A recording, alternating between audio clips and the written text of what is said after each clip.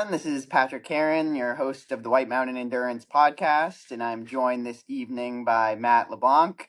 Welcome to the podcast, Matt. Hey, thanks. I know you've been on before, but for maybe a reintroduction for folks tuning in for the first time, it would be great if you could give a little intro to who you are and your relationship to the White Mountain Endurance community. Yeah, so I started my kind of working with them or through just running the races. I started off by running. I had run several of the races like the White Lake and Jigger Johnson 50 back in the day, and then a couple of years ago I started on as a crew. So I started kind of working some of the races. So I'm sure people, if you run any of the races, you probably see me at some of the aid stations. Probably making some food at some of the aid stations or directing where to go, or on top of Mount Chikora, lugging water up there every year. And then I'll be there again this year too. So you'll probably see me there. I think I'm going to be at all of them this year as well. So definitely been for the last. I mean, I can't remember how many years it's been, but definitely been either running or working out there at events for a long time. Do you have a favorite on the calendar in terms of the 6 events, or either for running or for on the crew side of things? I love Chikora because you can spend the whole day on top of the summit, and just like I ended up water for the last few years, which has been great. That's every time if I can get the crew to lug up with me. So there's a bunch of us, and if we can get them together, we do that. But that's always been a fun one. But like as far as like the actual races, I think Jigger Johnson is just because it's so epic. But yeah, no, I love that you kind of initiate having that aid station up on Chikora. I feel like runners really appreciate it, whether just for the water or for the company. And I remember passing you on the way up, and I was like, wow, that's a tough job. Yeah, 60 pounds of water up Chikora is not easy, but yeah, it's always fun to hang out there. If we ever don't get the people to join me, I'm gonna have like a big disclaimer, be like, no water, but hopefully, I know people are gonna all expect it. Yeah. Well, I guess we're starting recruiting with this podcast. If you want to join Matt next June on a nice hike up to the summit to cheer on runners. And the more people we have, the more the merrier. Yeah, less we have to carry each person. So please come and join us. Yeah. Awesome. I wanted to have you on the pod to talk about this challenge that you recently shared on social media, Solstice Vert Challenge. Thought it was pretty cool to see, a fun way. I feel like it's a quieter time of the season when it comes to races and adventures up in the Northeast. Just as it's getting more wintry. So I feel like a lot of people are eager for, something to keep the motivation high and the stoke high and get out the door. Your Vert Challenge on the winter solstice coming up on December, 21st? Yep. Saturday. Saturday the 21st. Yep. If you want to just dive right into that and share maybe some of the inspiration for creating this challenge and then some of the specifics of the day, that'd be great. Yeah, so I've been thinking about, it's been one of those things on my mind for a while to do kind of a solstice vert and see how many times you can go up and down a local mountain.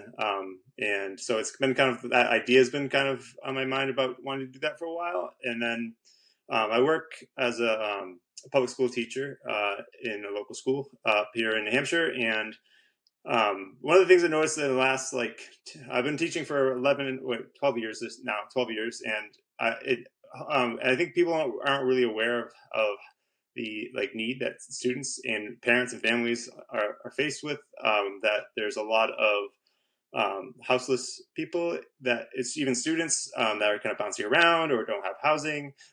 We've had students live in tents or cars, and so it's a kind of really kind of an overwhelming thing to think about. Yeah. Especially in New Hampshire. I mean, I know everywhere it's tough, but the winters in New Hampshire aren't easy, or Maine or any New England.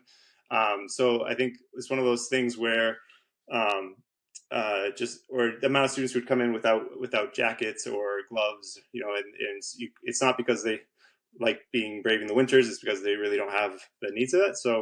Um, so I thought maybe I could tie those two things together and try to raise some awareness, also raise some see if people wanted to donate, raise some funds. I chose a local group called the New Hampshire Mutual Aid Fund, which is they have a couple free stores around in New Hampshire where people can actually go in and just get essentials they need, whether it's jackets or sleeping bags or food. So just a way for people who need things to be able to go in, and there's no judgment, there's no questions, they're not asking for like your income. They know that if you need it, you come and grab it, and Yeah. you can get what you need. So anyway, so the idea is to try to raise awareness to that, try to raise some funds.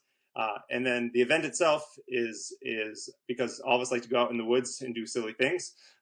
Is to see how many times you can go up from sunrise to sunset. In New Hampshire on the solstice, I think it's 7:15 to 4:15. I'm gonna have to double check before I go out and do it. But it's the idea is just to go up and down as many times as you can. You can. I happen to be doing it on a mountain called Mount Major in central New Hampshire, just south of Winnipesaukee. But you can do it on any hill. So it's one of those things. You can join and kind of have a group, or you can create your own group, or you can do it solo. Wherever you are, just find a hill, go up and down as many times as you can, record it, and then I created a spreadsheet on my, and afterwards people can put all their data in, and then whoever has the most, I'll send out a small prize to them. So it kind of is a hooray. But the biggest thing is mostly to see so they get out together, try to get the funds for the people who need it, and then but also yeah, just have a fun time. I don't know. It's just if at the big end of the day, we all like doing stuff, dumb things. If you can get a group together and do it as a group, I think it's just a fun way to it's the shortest day of the year too. So it's just kind of it's nice to be kind of celebrating something and doing something together. Absolutely. No, I love the kind of that larger purpose behind it. And also, I was going to add, you are also taking donations of physical items as well. Yeah. Yep. If people want to bring uh, gloves, hats, jackets. Yeah, Yeah. yeah. So that the free store takes in lightly used. So if you have stuff that isn't ripped, or if it's just hey, I have 10 pairs of gloves and I don't use these anymore, or I have this old jacket, maybe it was too large, too small, I just don't wear it. If you come to Mount Major, I'll be running up and down, and I'll bring it to the free store. They're opening one so I think right now there's 3 in New Hampshire. There's one in Dover, Nashua, and Manchester, and they're looking to open one up in Concord as well. So kind of there's more of the seacoast lower area, but it is, yeah, they're trying to make more as they kind of grow. Yeah, no, that's great. And yeah, no, the solstice is always I feel like you said, sort of a little celebration because you're all right, we've made it through the the shortest window of light. We're coming out the other side. We're start to get a little more light each day after that. So yeah, I know it's pretty dark here most of the time. I'm sure as a teacher that your your life is mainly taken over by darkness these days. Yeah, I mean, I Um, think everyone's right. You go to work, it's dark. You get out of work, and it's dark. It's kind of you're all in kind of yeah, it's definitely the dredges of it all. But yeah, from here on out until June, right? It's like a minute or two longer every day until then, or something like that. yep. Curious, your own running routine as a teacher. Are you more of a morning or evening, or where do you like to try to fit in your runs? Usually it's evening. I have 2 young kids, so it's a lot of times it's after they go to bed. So I'm more of a night runner myself usually, um, but it's definitely at this point if you run after 5 o'clock anyway, it's dark. Yep. But yeah, it's definitely hot headlamp for me lately. Yeah. But Fair enough. All right. So Mount Major, for those who are maybe listening and want to join you in person, mhm. um, it's, you were saying, a 3 mile round trip, Yep. and 1,000 feet per climb. So that's pretty steep. Yeah, But yeah, I guess, it's, I feel like, a good balance of not maybe too steep, but you get an efficient amount of vert per mile. yeah. How is that climb? Is it pretty technical, or So yeah, how would you describe it? the beginning part is pretty gentle. It's pretty rolly until you get to about halfway up, and then it's pretty straight up. You definitely There's two different ways. There's three different ways to the summit. So I plan on doing the main trail, which is like the middle trail right at the top, and then taking Brook Trail down, because Okay. the main trail is more scrambly, but it can get icy. So definitely, if you're doing that one, you would definitely want to bring some kind of traction. Throw on some micro spikes. But usually that's all you need. And then, but Brook is a little bit more of a gentle descent, so that way you can. I think it adds a half a mile to it, so I think it's actually 3.5 or miles if you go down Brook. But it just that Okay. I don't want to go down an Yep. icy rock Yeah, if I can yeah. avoid it. Bring your toboggans. Yeah. Very fast way down for sure. Yeah, so that's my plan. I might vary it up because doing the same trail all day might be a bit much. Um, so maybe do a variation of the three, but they all start at the same parking lot, the main parking lot right off of right off the main one on the highway. I'm trying to remember which highway it is. I think it's 25. I can't remember. Okay. But yeah, 11, Route 11, Route 11. 11. Yeah. But if Nice. anyone wants to Yeah. come out, if you haven't been to Mount Major, it's not. It's obviously it's south of the Whites. It's not a major. It's not a massive mountain, but it is very beautiful. If you haven't done it, it's got an open top, and as you can see down Winnipesaukee, it's very beautiful. It's pretty popular in the summer. It's like lines up and down the roads, but in the wintertime, I don't expect it to be too crazy. But it's a great spot. And if you come out and let me know beforehand, I'm planning on bringing some warm soup. So if you join, you have some warm soup as an aid station at maybe Awesome. midday through the run. So just let me know. I'll bring some soup.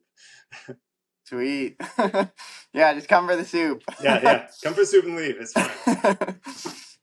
That's awesome. And yeah, no, I loved already seeing that, some of the groups that, just on social media that you'd been sharing it with, getting behind it. And I know, yeah, down in Massachusetts, the Trail Animals Running Club, there might be a little contingent down there, getting some vert, maybe at Blue Hills.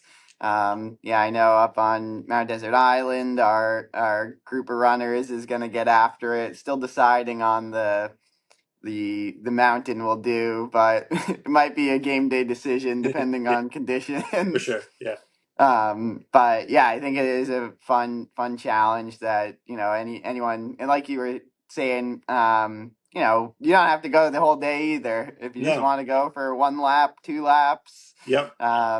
yeah, couple And 100 feet, it all yeah. counts. Yeah, exactly. Yeah, if you have a 100-foot hill near your house, just do it. Even if you do it once, just like log it in and just I think it would be cool to see the accumulation of everybody's efforts, and I like to see the total in the end. Yep. And I also said on the post too, and that there won't be massive get prizes, but if you do because it is a free event slash besides the donation, but I will send out a prize to whoever has the most, and I will also, if I get enough people signed up, I'll pick a random one too. And then just send one out to someone just randomly. So you have a chance of winning, even or like getting a prize if you if you get the most, or if you just say that you did something, just put your name on the spreadsheet. I love it. Yeah, no, the grand total will be fun to track. I was gonna make a prediction, but who knows? Yeah, But yeah, maybe we'll have the winner up on the podcast afterward. yeah. There we go. Break down the day. So if that's an enticing offer, it's out there. Um, But yeah, no, this is great. I appreciate, Matt, that you're bringing this challenge, raising some awareness around a important cause. Like you said, New England winters are really hard, and so for people who might be struggling with houselessness or not having proper gear, that's super challenging. Um, so good for you for putting this together. I'm excited to get some feet climbing in that day. We'll see how many. Yeah, I think a lot of it will And to come down to conditions too, right? Like, I mean, conditions exactly. Oh, good point. Does it have to be outside? ooh, I mean, Might be an asterisk next yeah, you can ask this. to. I think, I mean, love to if you do a treadmill and you want to add it to the list. I would say awesome. Um, I think that There's no maybe darkness there's no inside, so it darkness inside. kind Yeah. of. Also, like no snow and ice. I mean, I guess you could do it in a place that doesn't have any snow, and that's fine too. Yeah. Yeah. So I'd count it. I personally would rather do, you know, if I do 5 miles on a treadmill, I feel like that feels like 30 miles outside. So to me, that would be harder. Yep. So I'll count it. I'll count it. Yeah, treadmills count. Awesome. Sweet. Well, yeah, thanks for sharing this. What's the best place? We'll share it on the White Mountain Endurance Instagram and other social media channels, and then they can also find it on Granite State Trail Runners on Yep. Instagram as Yep. well. Yeah, it's in the bio for that. Link in The link, bio the link there. for the link for the signups on there. I do have the link too for the on the spreadsheet. There's a link to the New Hampshire Mutual Aid Great. Fund, Okay. but you don't have to feel like you have to use that one. I just find that they're a really awesome organization because they really don't. I love that they just don't care who you are. Just come in and we're here for you. We're trying to. They really do try to build community. But if you have a local food shelter that you prefer, like that's totally fine. And it's on our system. I'm not asking people how much they donated. It would be cool to see the totals, but at the same time, that's not really the point of it. I want people to be able to donate what they can and join in. I know not every other people are going through things themselves, and so I don't want it to feel like you have to donate a lot of money for it to be a thing. If you have $5, chip it in. If you want to donate $100, chip it in. Just there's a checkbox on the spreadsheet to say that you donated, and everybody's equal. Just do what you feel you can. So Great. Thanks. Oh, one thing I wanted to add before we wrap up the podcast is I feel like I have to highlight that Matt is a budding watercolor artist, and I've really enjoyed the last year all your little scenes from the White Mountain Endurance races. I'd love to just hear a little bit more about where that came from, what inspires it, and yeah. Uh, yeah, I don't know. It just kind of well, I always doodled and I always did a lot of drawings, random things. But this past March, April, or so it was somewhere in the spring. I was like, I need to pick up a creative hobby, and that just kind of pulls me away from like social medias and all that kind of just always be on devices. So I decided I was going to pick up watercoloring. I don't actually know why I picked up decided on watercoloring, but yeah, I kind of got obsessed with it, and I've been doing a lot of like nature journaling with it, and yeah, I do try to. When I'm at a space, I like to try to now instead of just being like, oh, I'm gonna take a photo of it. I like to be like, I'm gonna try to paint a scene from it, and so I've been every race from the White Mountain Endurance. I was painted a scene from it, and then. And also, if you want to follow along Granite State Trail Runners, I do want this next year. I want to do some like watercolor adventures where do trail running, but you stop at certain peaks and do a sketch or watercolor. So if you're creative Oh, and that want would to be join me awesome. on that, or it doesn't have to be watercoloring; it could be sketching or taking pictures or whatever, or just meditating or whatever. But I tried to Yeah. get it off the ground this year, but then I had an Achilles thing, which it just kind of put me on a hiatus for a little bit. But next year, this in 2025, look for it. We're gonna be doing it. Nice. No, I always look forward after the race to see what you come up with, and it's cool because you got like I just a different perspective on the event, especially you being out on the trail at an aid station or things like that. So it is fun. It reminds me of, there's the other, is it Max Romy in Yeah, yeah, Alaska? yeah, yeah. Who, yeah, he does similarly on a lot of his adventures, and it's just I feel like a really cool way to remember your experience, beyond just Strava activity or a photo, or like it's a little more intentional, and but Yeah, he's wanted to bring that up. yeah, I appreciate that. Thank you. Yeah, Max Romy is definitely definitely was one of the bigger inspirations on me to do it. So I love his account. So yeah, yeah, he's awesome. I don't know him personally, but I do follow him, and I love watching all his art stuff. Yeah. Awesome. Well, thanks everyone for tuning in to this short little episode of the White Mountain Endurance podcast. Hope some of you get after it on December 21st. And until the next time, see you soon. Yep. Thanks for having me on.